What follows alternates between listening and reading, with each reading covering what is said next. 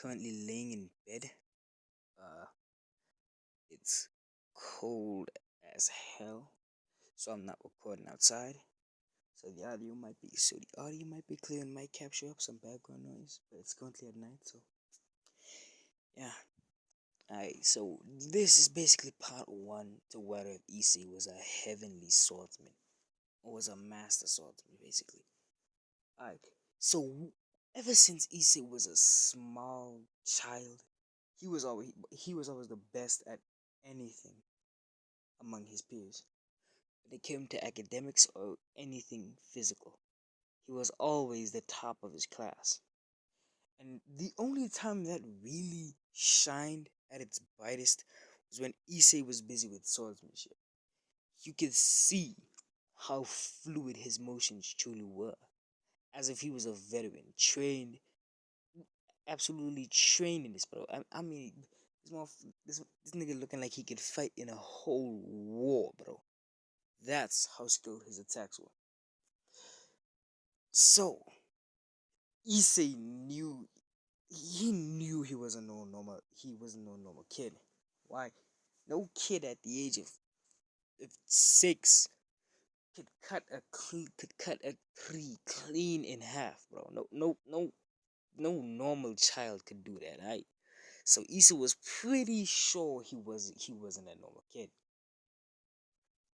So we time skip a bit further into Issei's later life. Why do we do this?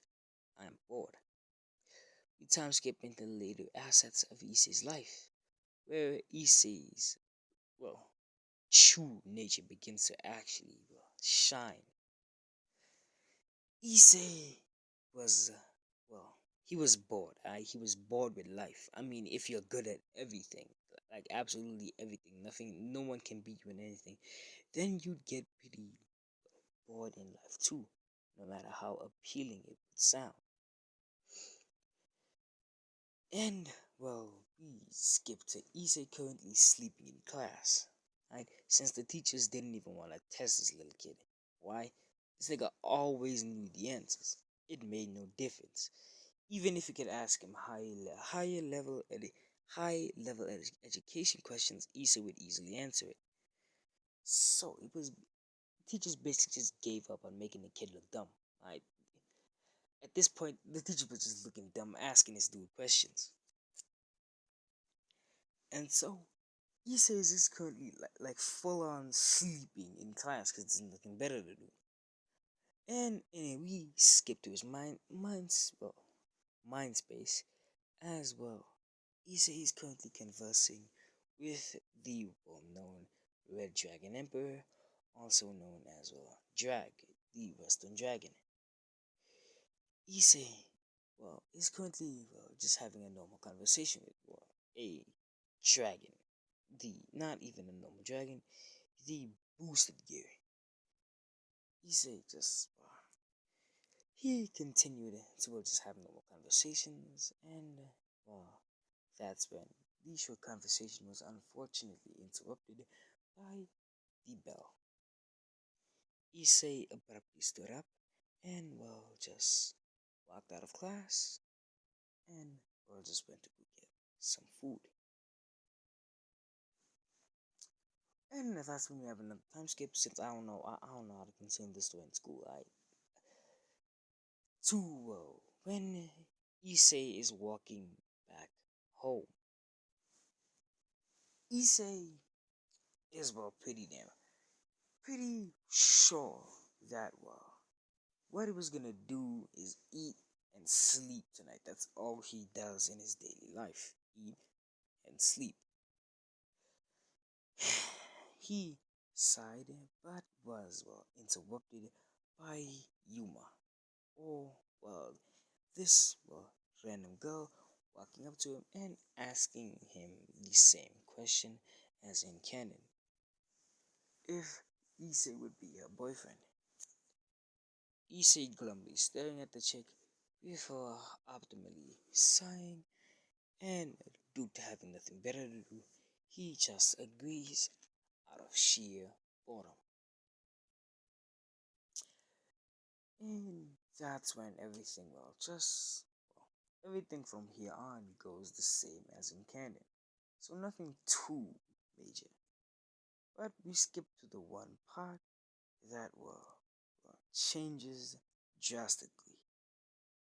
In this series, when Yua unfortunately reveals her true side to Issei, Issei just dumbly nodded and, proceeded to summon what looked like a red katana in, his left hand.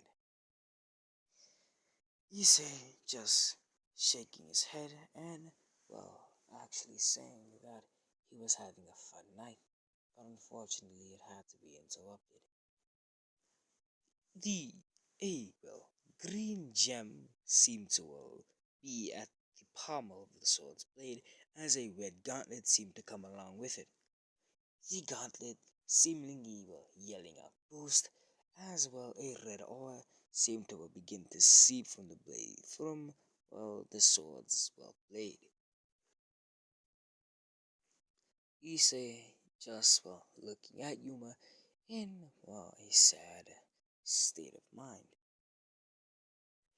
Issei goes into a, the conventional sword fighting stance as, he readies his blade to cut, Yuma down at a, very fast pace to, just get this over with. But was surprised as a light spear was, chucked at him from behind. He swiftly spun around and quickly cut it in half. A explosion of light erupted around Issei, and, we saw him rushing out of the light. Issei saw a man in a trench coat and a fedora just currently smiling at him, with malicious intent. Issei just shaking his head in boredom as, the gauntlet once again yelled out boost as, his, the aura around the blade seemed to, grow more crimson in color.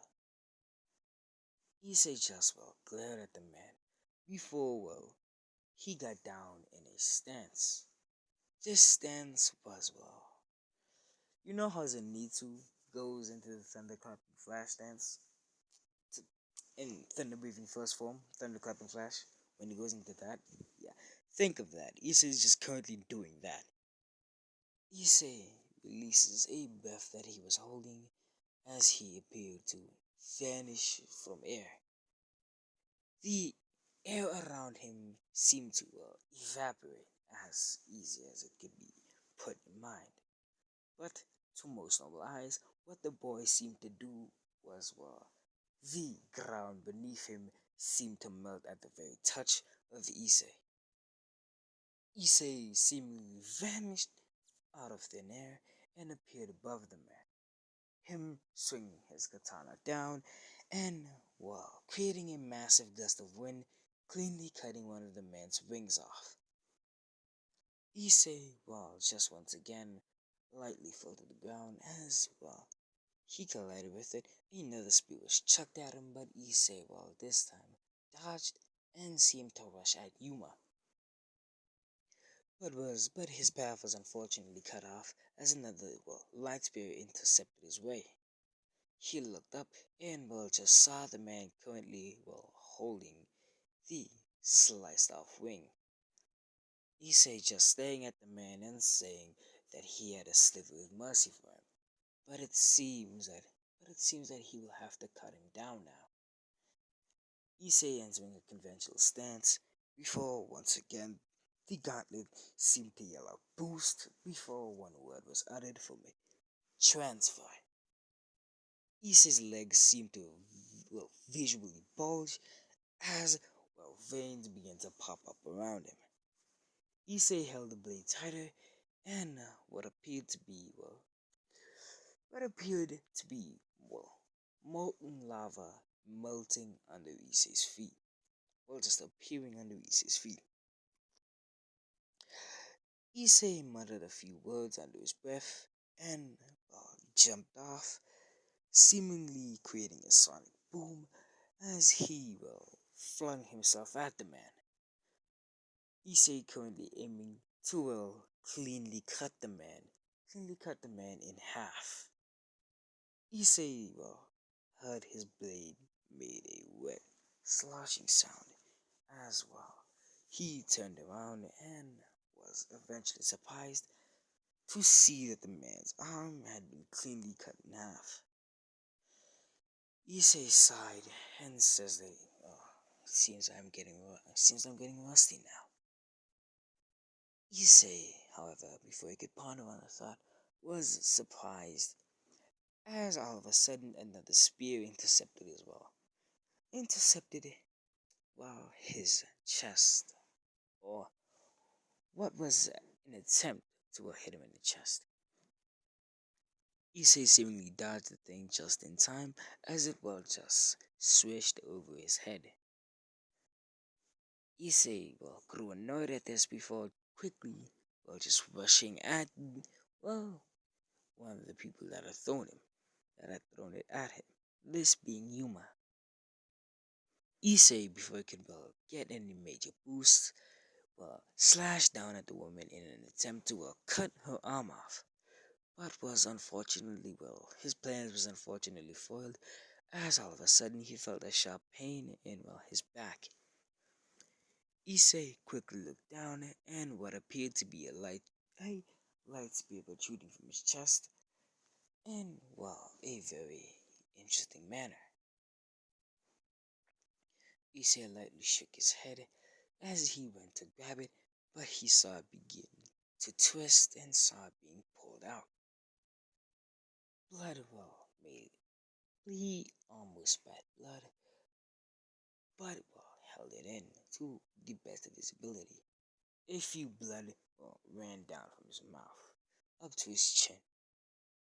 Issei sighed as he looked up and saw the woman maliciously smiling at him. Another spear was plunged into his chest once again, driving the boy into the ground as he fell to his back. Issei, unfortunately, just laying there, and as a puddle began to form under him. A puddle of his own blood. How much time is it? 12 minutes in. Dang. Issei just shook his head as he began to just lay there as blood seemed to just continue piling underneath him. Issei just merely pondering on a few things and wishing he had been able to at least say goodbye to his mother and father. Issei just sighed, but his thought process was cut off when he saw a red flash appear beside him, and what happened next seemed to easily surprise the boy and scare him at the same time. There stood V.S. Gremory, his an older member of his school. She seemed to be staring at the boy in a interested gaze. Issei merely stared up at her in confusion. He was wondering why she was here and how she came here so fast. Was she watching this entire time? But before Issei could ponder on this any longer, the edges of his vision began to go black, and he was swiftly embraced by what appeared to be death's cold arms. Yeesh.